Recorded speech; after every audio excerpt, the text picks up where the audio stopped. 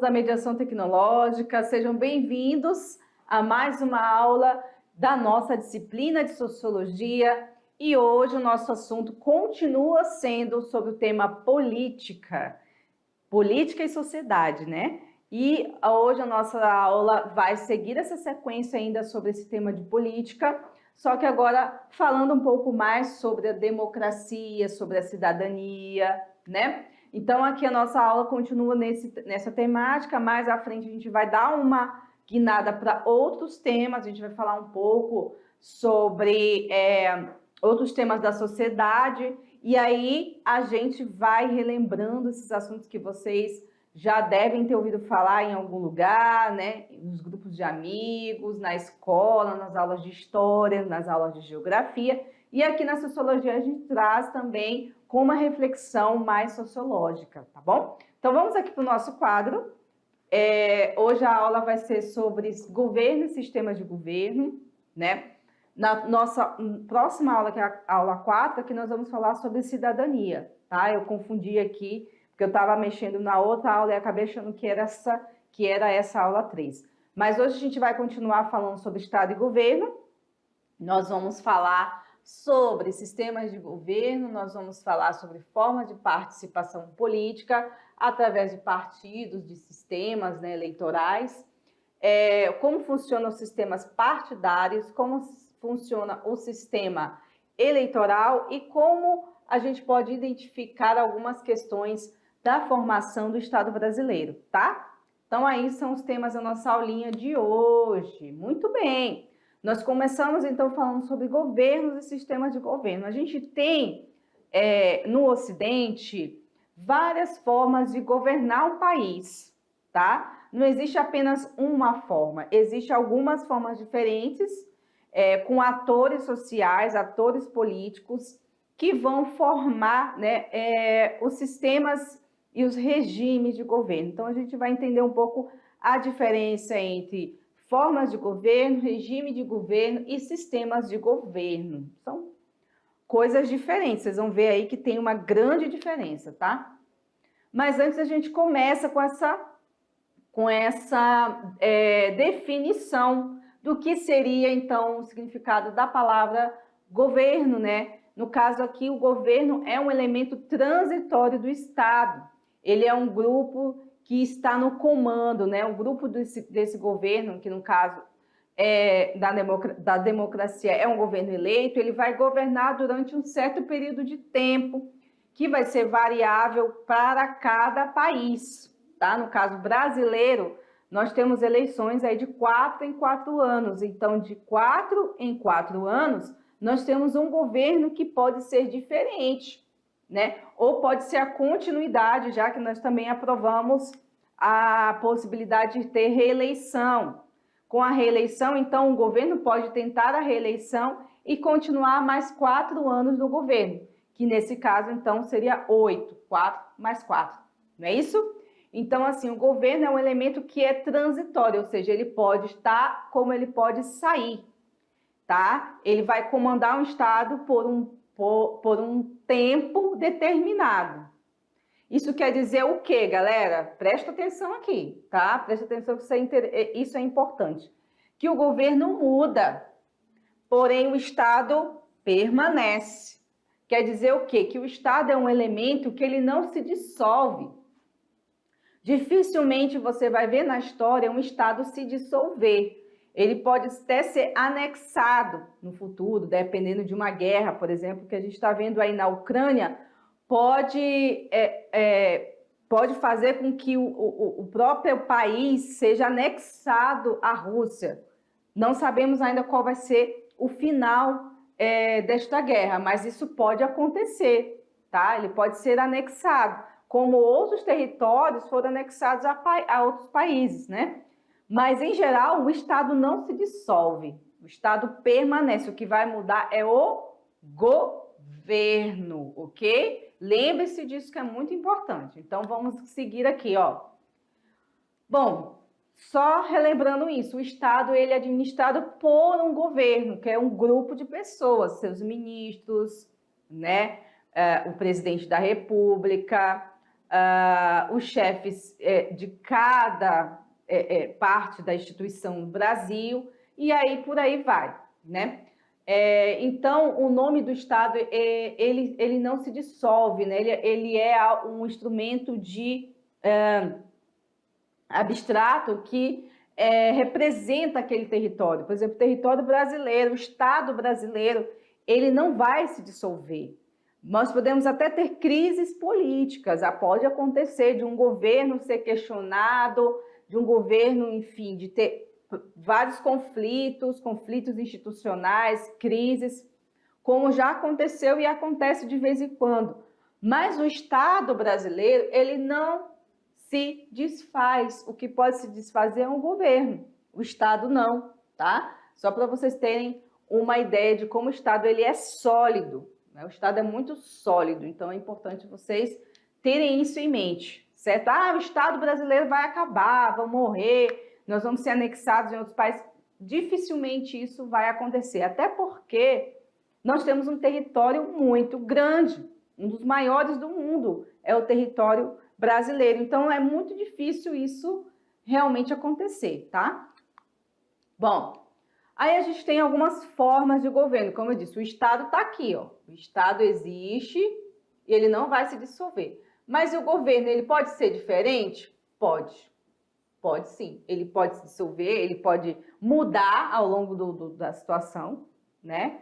Então, a gente tem que entender aqui. A monarquia, aristocracia e democracia são algumas formas de governo que foram trabalhadas lá na antiguidade grega, tá? Que é pelo nosso querido Aristóteles. Aristóteles era um pensador muito importante que vocês devem ter estudado aí em filosofia, em história, talvez na geografia, mas na sociologia a gente também estuda o Aristóteles, tá? Ainda mais quando nós falamos das teorias gregas, né? Então, a gente tem aqui os ideais e as corrompidas, ou seja, os modelos ideais de governo e os modelos que não são ideais, os modelos corrompidos. Então, a gente tem aqui a monarquia, a aristocracia, a democracia, são os modelos definidos aqui pelo Aristóteles.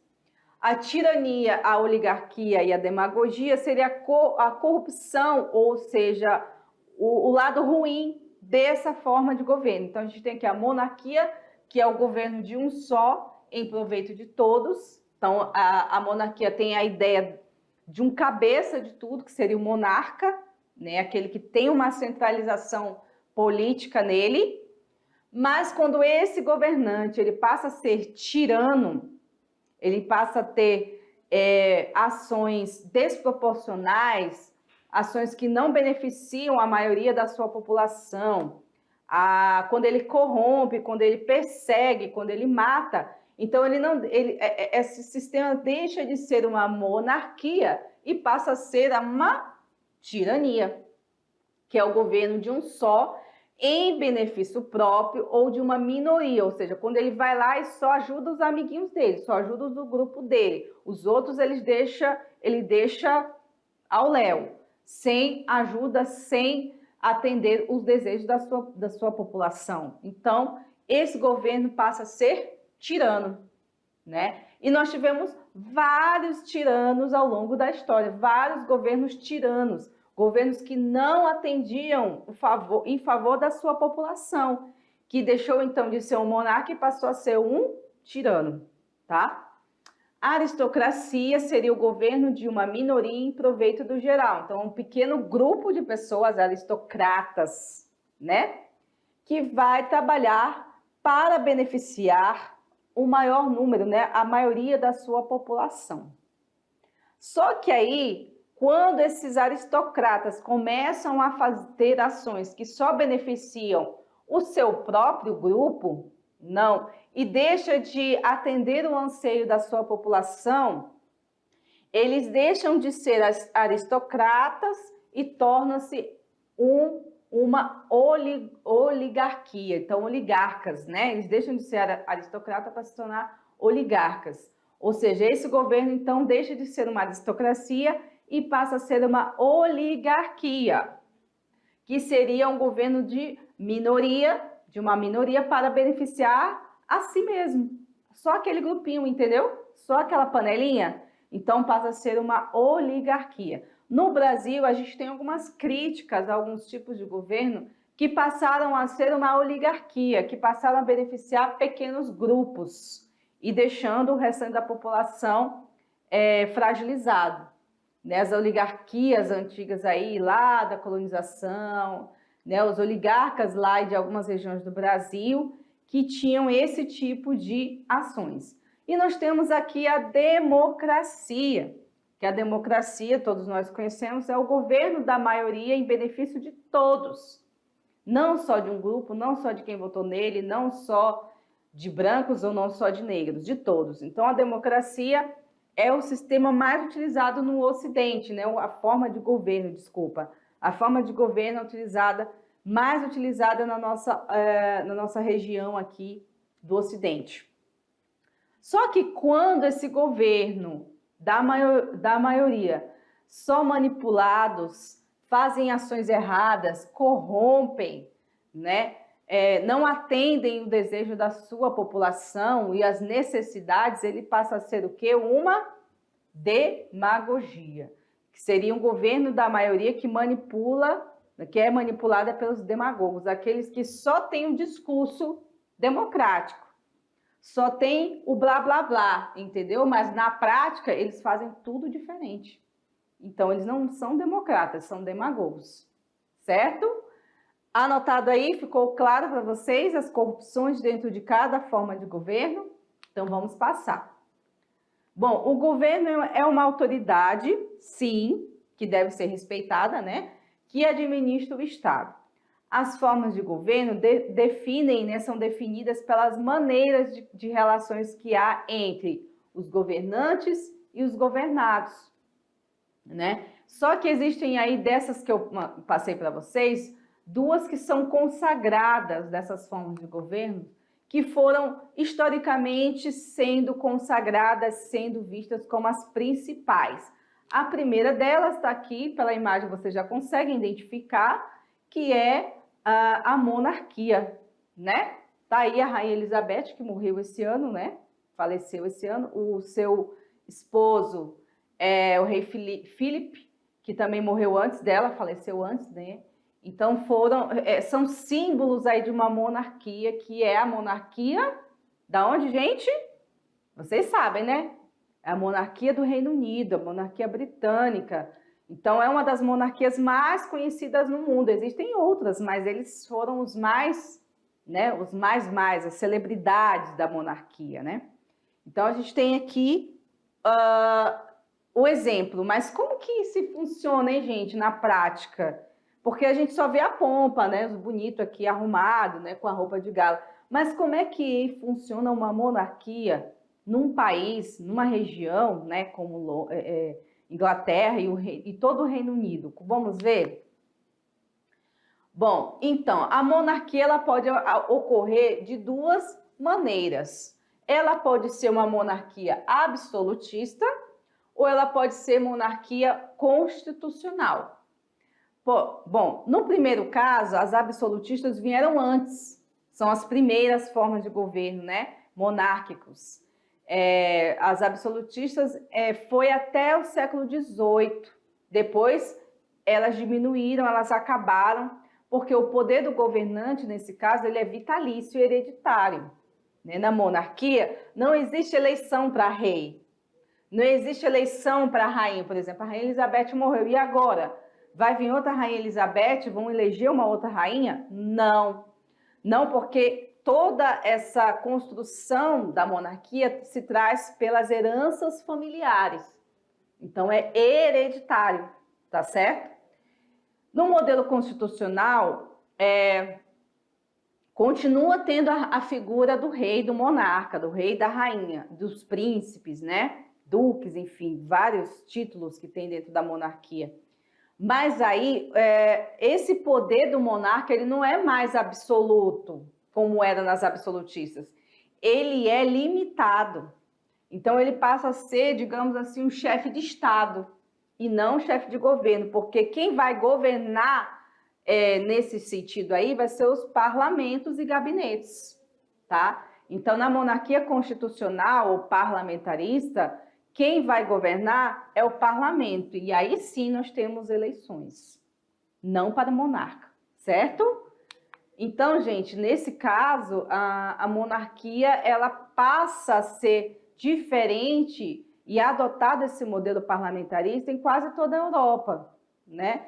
Então, a gente tem aí esse modelo. Aqui a gente está falando da república. A república é diferente da monarquia. Por quê?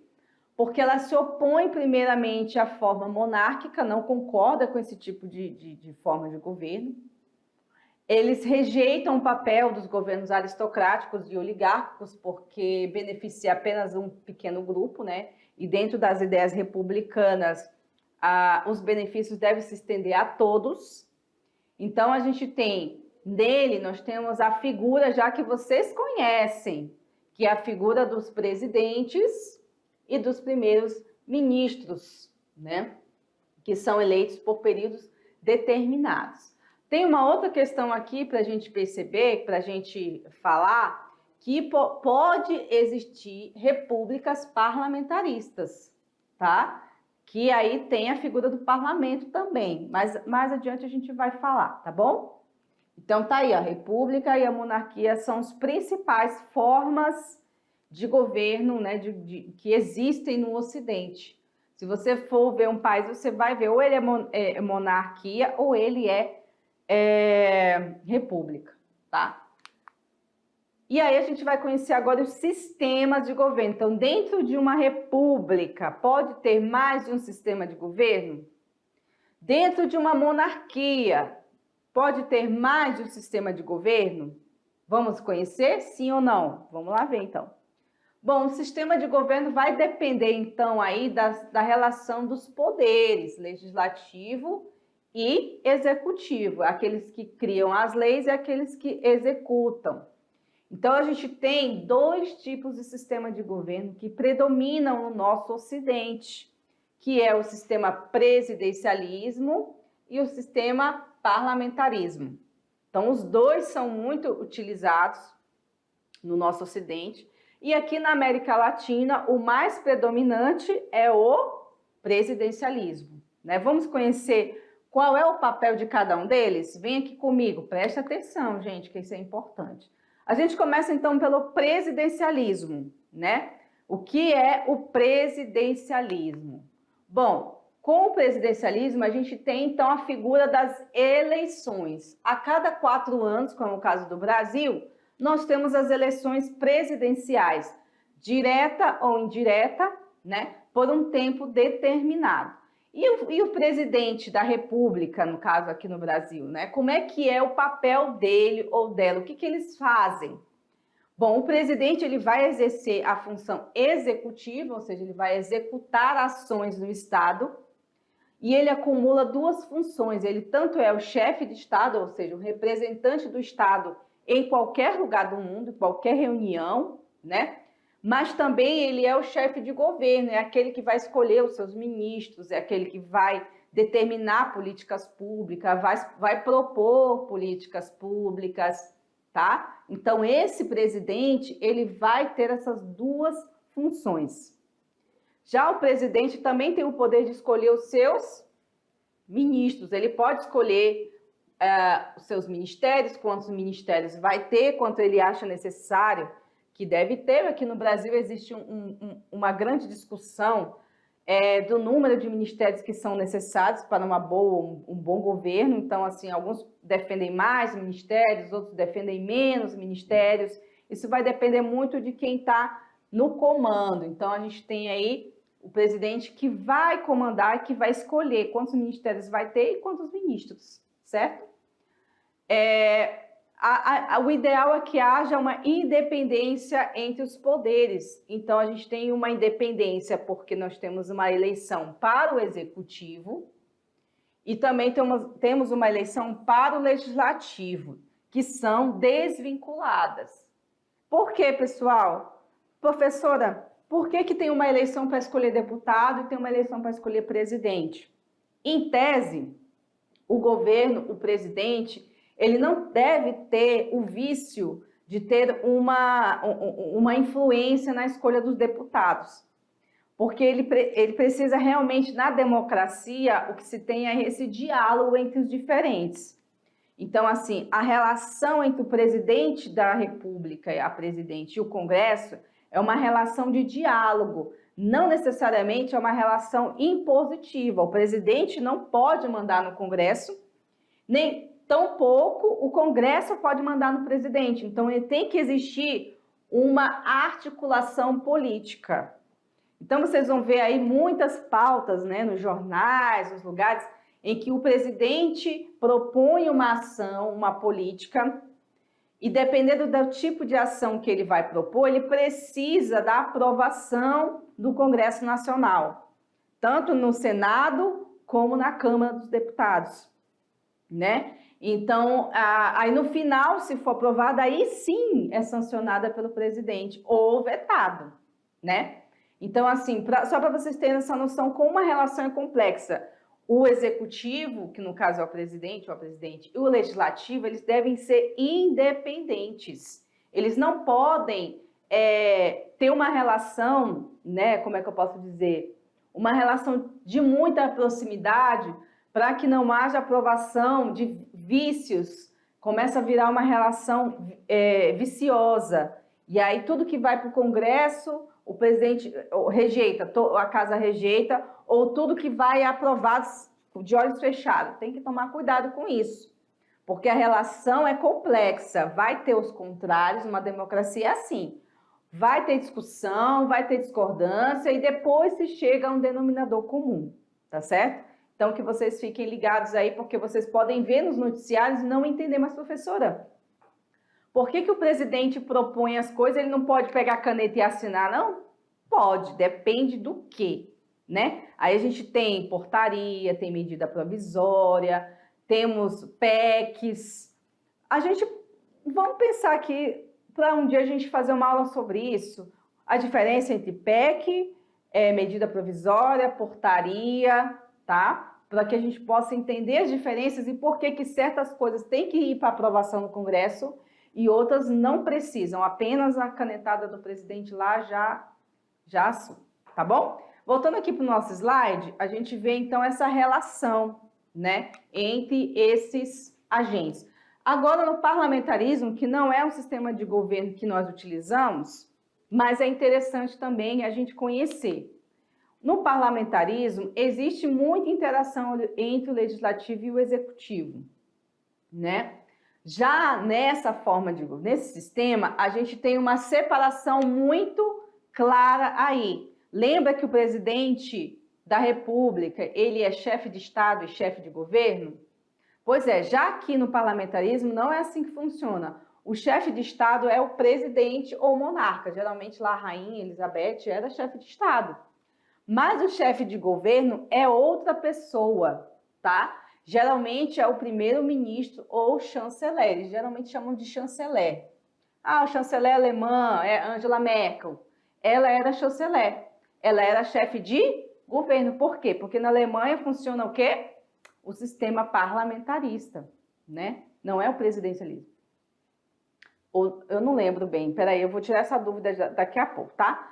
Então, quem governa é o parlamento, por meio do gabinete. Entende? Então, nessa questão aí, você tem aí uma diferença, né? Que a gente tem a figura do parlamento. No presidencialismo, não existe isso, né? Então, a gente precisa entender que há diferenças, tá, entre eles.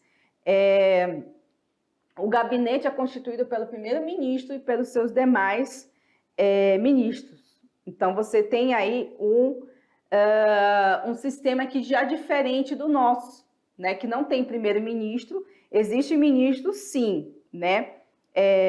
Existe os ministros dos ministérios, né? O Ministério da Educação, o Ministério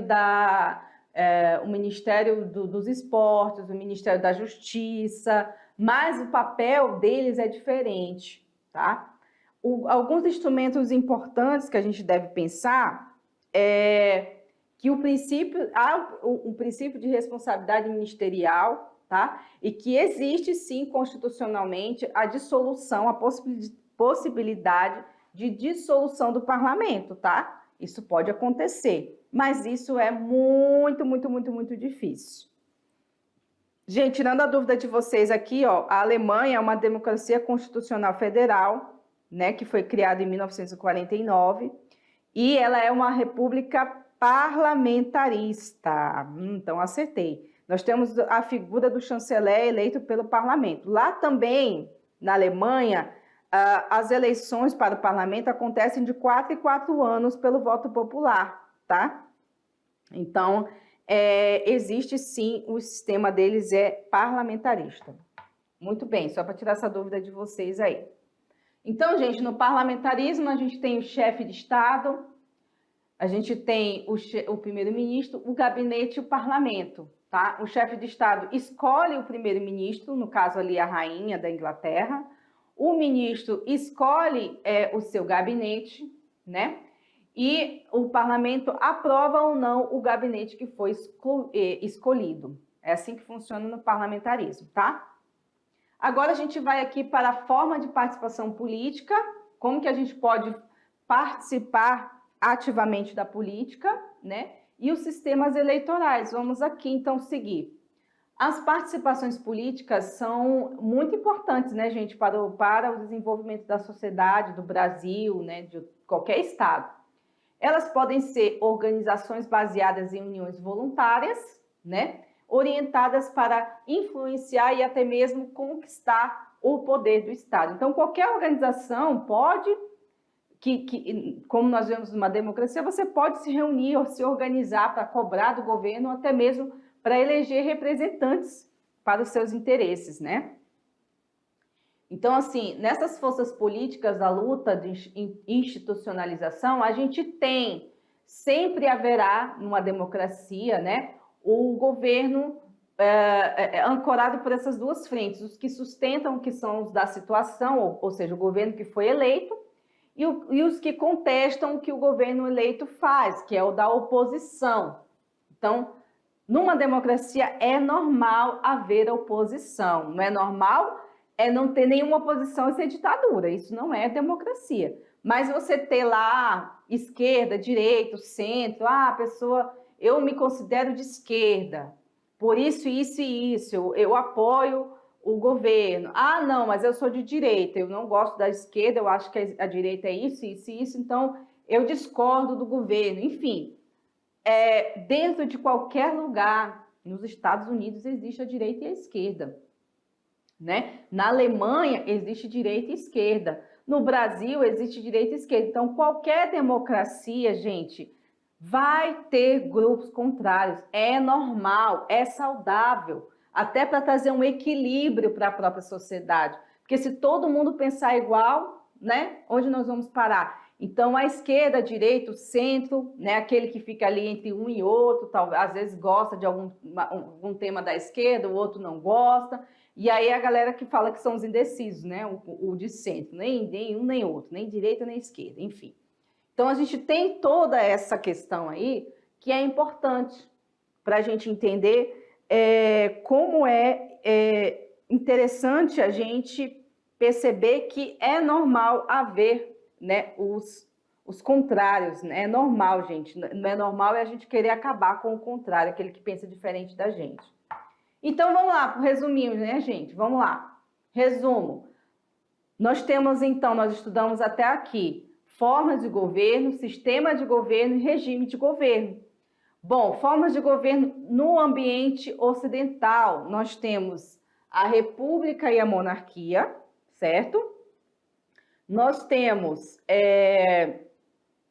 aqui no sistema de governo presidencialismo e o parlamentarismo, né? E nós temos no regime de governo democracia e totalitarismo. Vamos então resumir aqui. Quando a gente tem um modelo que é republicano, provavelmente nós vamos ter um sistema presidencialista e também um regime de governo democrático. Então, é natural que um país republicano, a República Brasileira, nós somos uma república, né? Temos o presidencialismo? Temos. Temos a democracia? Temos. Então tá ok. É isso aí, tá certo? Agora aqui na monarquia, nós temos geralmente a monarquia mais comum que está existindo hoje, é a monarquia parlamentarista. Então nós temos o quê? Um sistema de governo parlamentarista. E o regime de governo é totalitarismo, quando não é o ideal, né? Mas o certo seria democracia também, tá? Então a gente também pode ter uma monarquia democrática, por que não? Né? Onde as pessoas podem utilizar-se dos instrumentos democráticos para governar também, certo? Bom, e aí como funcionam os sistemas partidários? A gente tem diferenças no Brasil, como é que é? No mundo todo é assim ou não? A gente tem diferenças. Gente, não é tudo igual, tá? Deixa eu só explicar aqui para vocês. Nós temos, principalmente no Ocidente, no Oriente também ali, alguns tipos de sistemas partidários. Nós temos os sistemas monopartidário, bipartidário ou multipartidário. Mas, professora, o que a senhora está falando de sistemas partidários? O que quer dizer isso que eu estou boiando aí nessa conversa? Gente, são número de partidos políticos, tá? Por exemplo, assim, aqui no Brasil nós temos o quê? PSDB, PT, MDB, PL, PSB, não sei se ainda existe o PSB, União Brasil, nós temos vários partidos, certo? Então, dentre esses aí, qual vocês acham que é o nosso sistema partidário? Acertou quem falou o multipartidário, é isso mesmo. No sistema multipartidário, como é o caso do Brasil, existem vários partidos. Então, assim, não tem um limite para o Brasil. Ah, tem um limite de partidos, professora, para existir no Brasil? Não, não tem. Quantos partidos quiser surgir aí, se juntar, se separar, mudar nome, pode. Tudo liberado nesse caso, né? Então, nós temos os sistemas partidários que vão disputar as eleições, né, governamentais. Esse é o caso do Brasil depois da redemocratização, né, o final depois da ditadura militar.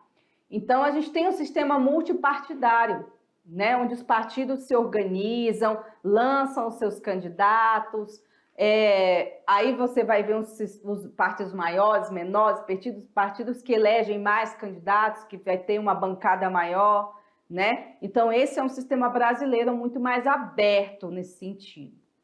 Agora, a gente tem outros dois aqui. Nós temos o bipartidário e o monopartidário.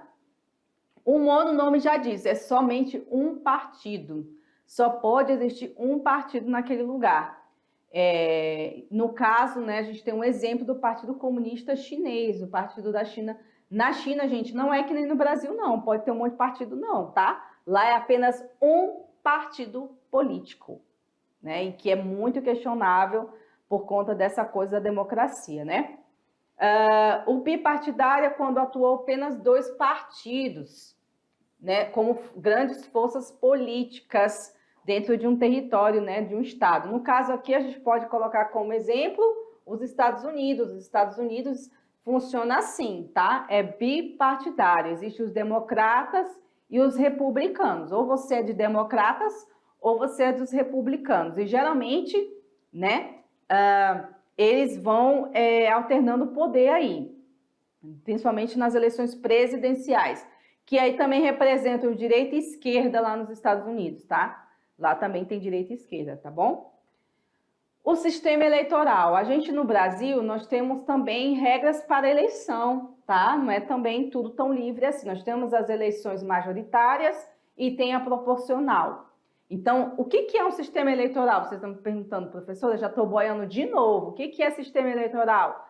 É a forma com que os representantes são escolhidos, né? Nós temos uma legislação nacional que versa só sobre isso, né? A eleição e a legislação eleitoral. Então, essa legislação, ela orienta as eleições, estabelece nossas regras, horários, datas para a realização das eleições, né? Por que só é um dia para votar, professora? Por que não pode 2 dias? Porque está na lei e a gente tem que cumprir a lei. Ah, por que o sistema tem que ser urna eletrônica? Porque está lá na lei. Agora, se quer mudar, pode mudar. Vai depender das forças políticas, né? Bom, então a eleição ela pode ser majoritária ou proporcional, ou seja, a eleição majoritária quem vence quem tiver a maioria dos votos, tá? E a proporcional vence, aí já é um voto de legenda, né? O voto vai para o partido ou a frente partidária de acordo com o coeficiente eleitoral. Como que funciona isso? Vamos passar aqui adiante. O coeficiente eleitoral ele é calculado por meio da divisão dos votos válidos em uma determinada população votante e pelo número de cadeiras disponíveis para a qual concorrem os candidatos. É um pouco complexo, viu, gente? Não é fácil de entender, não. Então, assim, é um cálculo que se faz para ver os partidos que têm maior bancada ou menor bancada e, assim, proporcionalmente, os candidatos que vão tendo mais votos, puxando o voto da legenda, ele vai puxar mais deputados, sabe? As eleições, elas podem ocorrer com base no sistema de lista fechada. Os partidos, escolhem os candidatos e os eleitores votam só na legenda e não nos candidatos, ou na lista aberta, que o partido escolhe os candidatos, mas estes concorrem individualmente, podendo o eleitor definir o candidato da sua preferência. Você sabe que no Brasil é lista aberta, né? A gente escolhe os candidatos e depois a gente vai vendo quem foi mais votado e entrando dentro, né, na representatividade política. Bom, então, gente, só resumindo aqui, como que ocorrem as eleições no Brasil, tá? Nós temos dois sistemas, o majoritário e temos o proporcional. Como que ocorre o majoritário? O majoritário, a eleição é aquela que ele é eleito, a pessoa eleita que tem mais votos, e nesse caso nós temos a eleição majoritária para presidente, governador, prefeito ou prefeita, senador ou senadora, tá? Então, esses cargos aí é o sistema majoritário. Agora, para deputados federais, deputado estadual ou distrital e vereador, funciona a proporcional, tá? É aquela em que o partido que recebeu mais votos elege mais candidatos. Ou seja, um partido, vou inventar uma sigla aqui, o partido PXB recebeu mais votos na eleição, ele vai puxar mais deputado, vai puxar mais vereador, vai puxar mais deputado estadual, entendeu? Então, é assim que funciona no Brasil. Não sei se vocês já sabiam, mas se não sabiam, agora estão sabendo. Nós temos dois tipos, a majoritária e a proporcional, certo? Muito bem. Então, para a gente finalizar aqui, a nossa formação do Estado brasileiro ela é bem até organizada no papel, só que a gente tem dificuldades de fazer isso ser uma prática política positiva. Por quê? Porque a gente tem um problema de indistinção entre o público e o privado, né? Vários agentes públicos se corrompem, a corrupção é um problema muito grande. O clientelismo, que é, eu doei 1 milhão para a campanha de fulaninho, só que agora esse fulano vai ter que me ajudar, senão eu vou arrebentar com ele. Então, assim, você vê, os candidatos, os políticos vão se candidatar, mas eles já entram no governo devendo para Deus e o mundo, porque fulano foi lá e ajudou ele, então ele vai querer um benefício, né? E de vez em quando aparecem os escândalos como esse. Então, a gente tem dificuldades da atuação política na mídia, ou seja, os políticos usam a mídia também a seu favor, fica ali naquele inferno, né? Porque fulano fez isso, fulano fez aquilo. Então, assim, a própria mídia acaba se servindo para beneficiar ou prejudicar determinados políticos, desafetos. Então, esses são umas das dificuldades que a gente passa, né, para poder se estabelecer como um país que precisa realmente ter uma organização política melhor, né? Uma política mais saudável, digamos assim. Então, gente, está aí as nossas referências da aula de hoje. Acho que deu para aprender bastante coisa, né? Foi bem interessante a gente perceber essa questão das políticas, dos sistemas partidários, da questão do voto, como funciona majoritário, proporcional. Eu acho que isso ajuda bastante a gente a entender a funcionalidade desse grande sistema que é o nosso governo brasileiro. Então, gente, um abraço, espero vocês daqui a pouco na nossa revisão de conteúdo, tá bom? Até mais!